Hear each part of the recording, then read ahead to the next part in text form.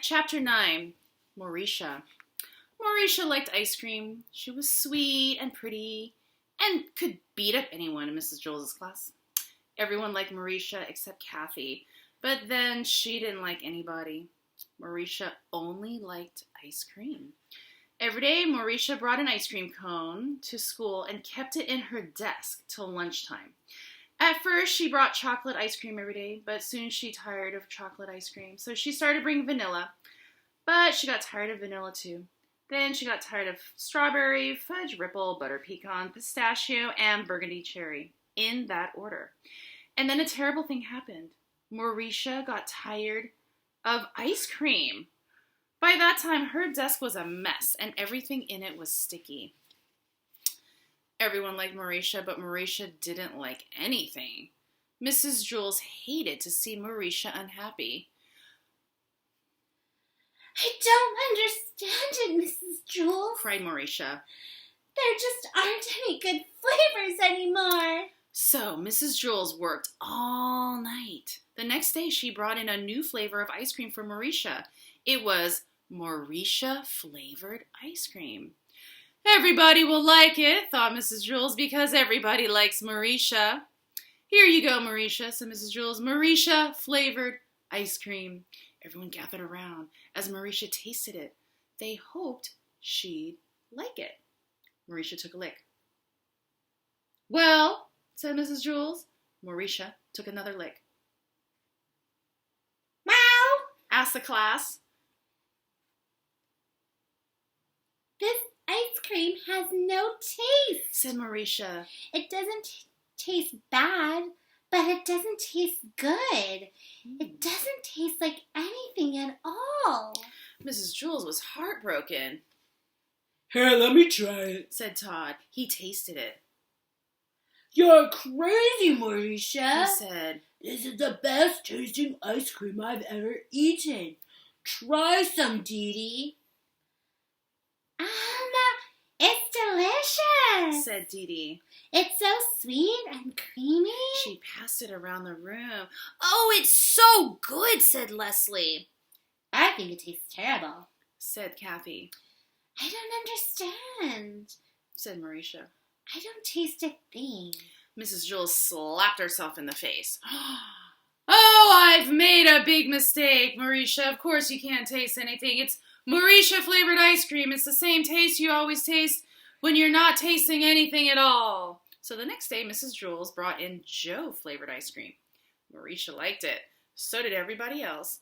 Joe thought it had no taste. Everybody liked Mauricia. Mauricia only liked Joe. The following day, Mrs. Jules brought in Ron-flavored ice cream. Ron thought it had no taste, but everybody else loved it. Everybody liked Mauricia. Mauricia only liked Joe and Ron.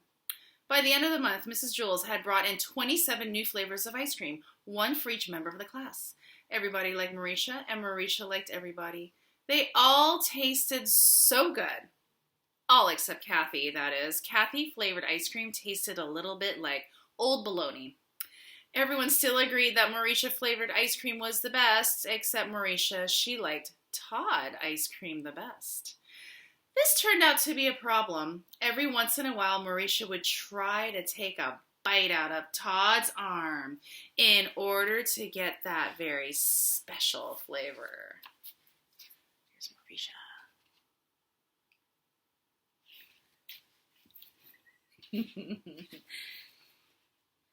Chapter 10. I got this one. Paul had the best seat in Mrs. Jules's class. He sat in the back of the room. It was a seat that was the farthest away from Mrs. Jules. Mrs. Jules was teaching the class about fractions. She drew a picture of a pie on the blackboard. She cut the pie into 8 pieces. She explained that each piece was 1/8 of the pie. Paul never paid attention. He didn't see the picture of the pie. He didn't see anything. Well, he did see one thing. Actually, he saw 2 things. He saw Leslie's 2 pigtails. Leslie sat in front of Paul. She had 2 long, brown pigtails that reached all the way down to her waist. Paul saw those pigtails, and a terrible urge came over him. He wanted to pull a pigtail. He wanted to wrap his fist around it, feel the hair between his fingers, and just yank! He thought it'd also be fun to tie the pigtails together, or better yet, tie them to her chair. But most of all, he just wanted to pull one. Slowly, he reached for the one on the right. No! What am I doing? He thought.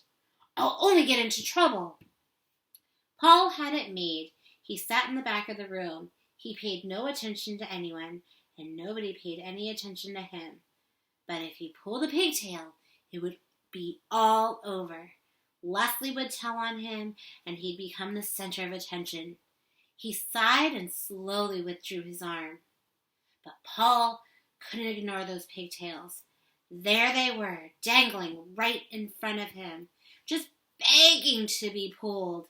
He could close his eyes, but he couldn't make the pigtails disappear. He could smell them, and he could hear them, and he could almost taste them. Maybe just a little tug, he thought. No, none.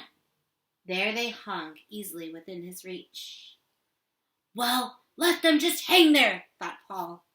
It would be foolish to pull one, no matter how tempting they were. None of the other children in the class pulled pigtails. Why should he? Of course, none of the other children sat behind Leslie either. It was just a simple matter of being able to think clearly. That was all. Paul thought it over and decided not to pull one. It was as simple as that. Suddenly, his arm shot forward. He grabbed Leslie's right pigtail and yanked. "Ah!" screamed Leslie. Everybody looked at her. Paul pulled my pigtail, she said. They all looked at Paul.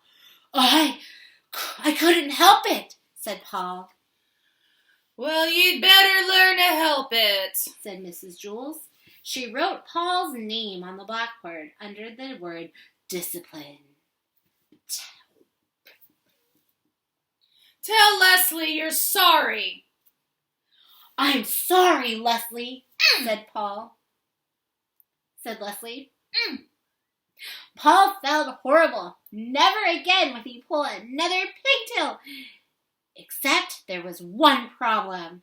He still wasn't satisfied. He had pulled the right one, but that wasn't enough.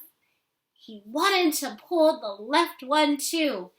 It was as if he heard a little voice coming from the pigtail saying, Paul, pull me, Paul, pull me. I can't, Paul answered. My name's already on the blackboard under the word discipline. Big deal, said the pigtail. Pull me. No way, said Paul. Never again. Aw, come on, Paul. Just a little tug, urged the pigtail. What harm could it do? Lots of harm, said Paul. Leslie will scream, and I'll get in trouble again. Boy, well that's just not fair, whined the pigtail. You pulled the right one, and now it's my turn. I know, but I can't. Sure you can, said the pigtail. Just grab me and yank.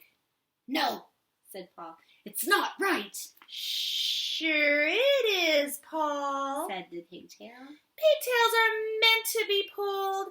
That's what we're here for. Tell that to Leslie, said Paul. Well, Leslie won't mind, said the pigtail. I promise. I bet, said Paul. Just like she didn't mind the last time. You just didn't pull hard enough, said the pigtail. Leslie likes us pulled real hard. Really? Cross my heart, said the pigtail. The harder, the better. Okay, said Paul. But if you're lying... I promise, said the pigtail. Paul grabbed the left pigtail. It felt good in his hand. He pulled as hard as he could. Ah! Screamed Leslie. Mrs. Jules asked, Paul, did you pull Leslie's pigtail again? No, said Paul. I pulled the other one. All the children laughed. Are you trying to be funny? Asked Mrs. Jules. No, said Paul. I was trying to be fair. I couldn't pull one and not the other. The children laughed again. Pigtails are meant to be pulled, Paul concluded. Mrs. Jules put a check next to Paul's name on the blackboard under the word discipline. But at last, Paul was satisfied. True, his name was on the blackboard with a check next to it, but that really didn't matter. All he had to do was stay out of trouble the rest of the day, and his name would be erased. It's easy to stay out of trouble when you have the best seat in the class. In fact, Paul could do this every day. He could pull Leslie's pigtails twice, and then stay out of trouble the rest of the day. There was nothing Leslie could do about it. Suddenly, out of nowhere, Leslie screamed. Ah! Mrs. Jules circled Paul's name and sent him home early on the kindergarten bus. Nobody would believe that he hadn't pulled Leslie's pigtail again. Do you get what Leslie did? Did you figure it out?